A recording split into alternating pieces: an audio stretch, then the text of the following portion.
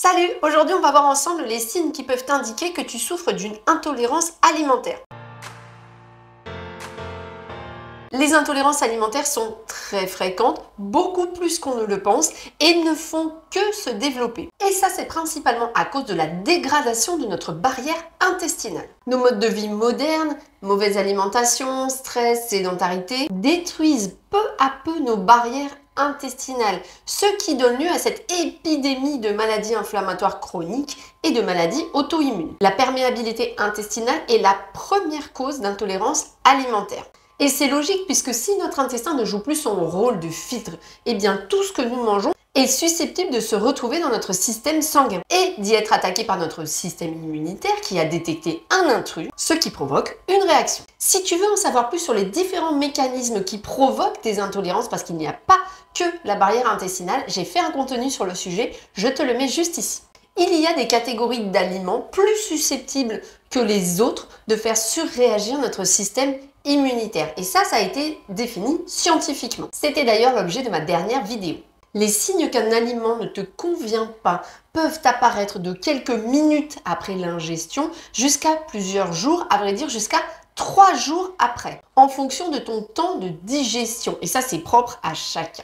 D'ailleurs, connaître son temps de digestion est très intéressant. Si tu digères lentement, voire très lentement, il n'est pas impossible que les symptômes que tu ressens aujourd'hui viennent d'un aliment que tu as mangé il y a 2 ou 3 jours. Sachant qu'une digestion classique, une digestion efficace va prendre entre 20 et 24 heures. Ce temps-là, c'est bien de l'entrée de l'aliment jusqu'à sa sortie. Pour en avoir le cœur net, je te conseille d'ingérer un aliment qui contient beaucoup de colorants. Et c'est particulièrement flagrant avec le colorant bleu. D'ailleurs, ça avait été mis en place il y a quelques années, ça s'appelait le Blue Poop Challenge. Il s'agissait de manger un muffin blindé de colorant bleu, ce qui permettait de voir lorsqu'il sort de notre organisme. On retrouve d'ailleurs la recette de ce muffin très facilement sur internet, mais ça marche avec n'importe quelle autre recette à partir du moment où il y a du colorant bleu à l'intérieur. Pas avec un liquide, puisque pour le coup là ça va aller trop vite. Et en fonction du résultat,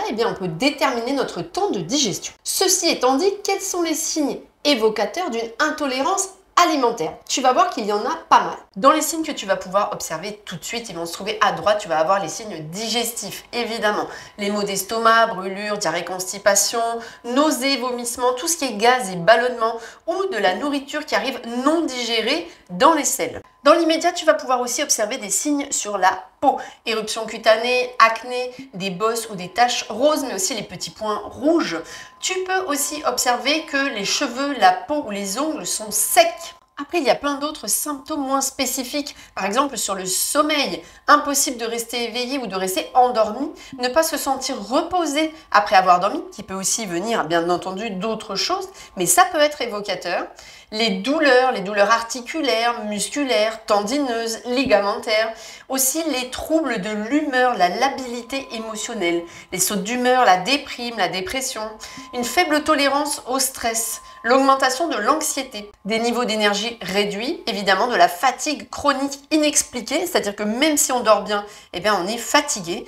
Et après, il y a tout un faisceau de symptômes qui sont divers, les maux de tête, de légers à de grosses migraines, les étourdissements, des glaires, et ça c'est assez fréquent, de l'écoulement nasal clair d'ailleurs, ou de l'écoulement post-nasal, c'est-à-dire qui coule derrière le nez directement dans la gorge.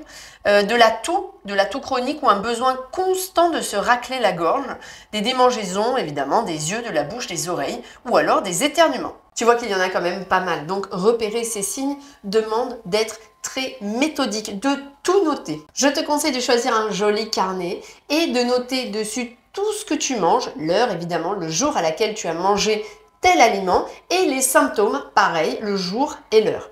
Il y a aussi de petites applis qui proposent la même chose.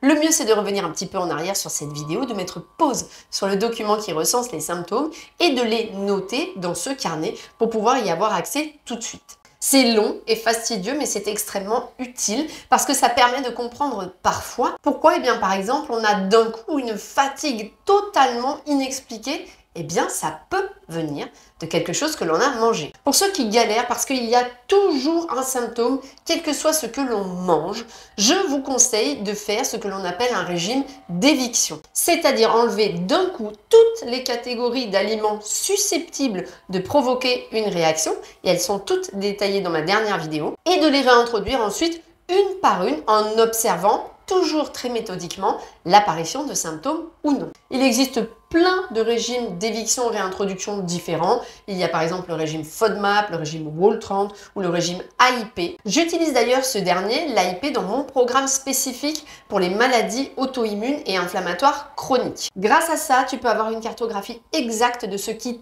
te convient à toi. Si tu veux plus d'informations sur le contenu de ce programme, le lien se trouve dans la description. J'espère que cette vidéo vous a plu. Si c'est le cas, n'hésitez pas à me soutenir avec un petit like. Et comme d'habitude, n'hésitez pas à poser vos questions dans les commentaires. J'y réponds avec plaisir.